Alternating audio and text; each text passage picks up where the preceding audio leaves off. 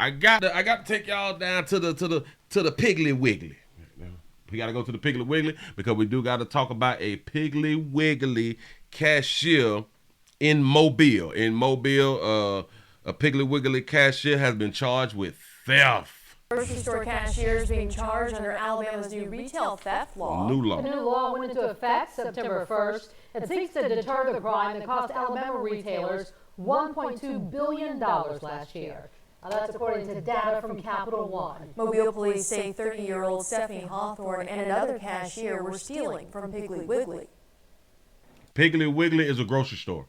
At this Navco Road Piggly Wiggly, Mobile police say cashiers were putting on a show for the surveillance cameras, pretending to scan items, putting them in bags, but not paying for them. Two cashiers sliding for each other. That means not charging on the register. Store management spotted what was happening and detained Stephanie Hawthorne, who is now charged with organized retail theft. Step out here, 30 years old. Shout out to Step. Police say the other unidentified cashier ran away. This is all the cameras that we have. The unidentified cashier ran away, so the unidentified cannot be like we ain't got like her address, nothing from the application that she put in before we hired her, so she's not arrested yet.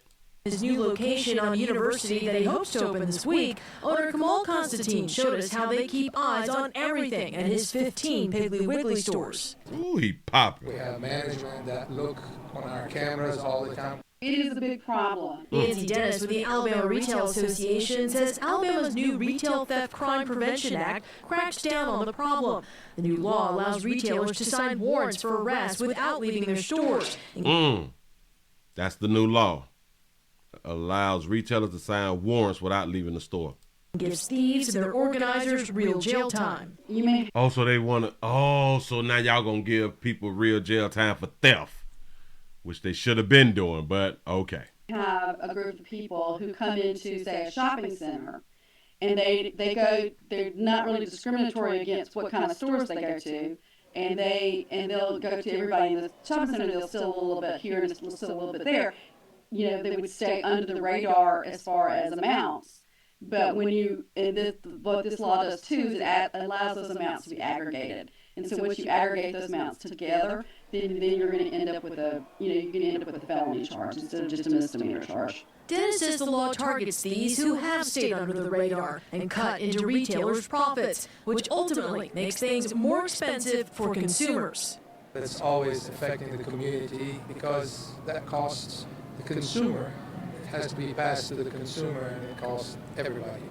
Yep. So when you all say, I don't want to tell on people, okay, it's just going to keep costing you. It's just going to keep costing you if they keep on stealing. Yeah. The crimes cost the state, too. Capital One estimates Alabama lost out on $48 million in sales tax due to theft. Bitch, that hurt. 48 million. That's a M. That's a M like Michael Myers.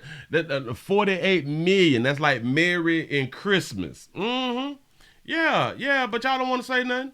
Y'all don't want to tell on these people. Look at that beautiful baby. Look. Retail theft. Organized retail theft. So they had to change the law to where now we're not gonna catch and release. It should have been common sense, but people been staying under the radar to where it just stays a misdemeanor, and that's one of the biggest charges, biggest problems too, because I think you have to steal as we found out in Walmart, to get fired you have to steal over $500, and I'm guessing that is now a felony. I don't even understand why we would allow somebody to get up to $500. Why it can't be like $25, $50? 100. Like, those numbers aren't big numbers. Those numbers can feed a family for a week. Huh? No. But we had to sit down as like council and have meetings and shit, emails and text messages, and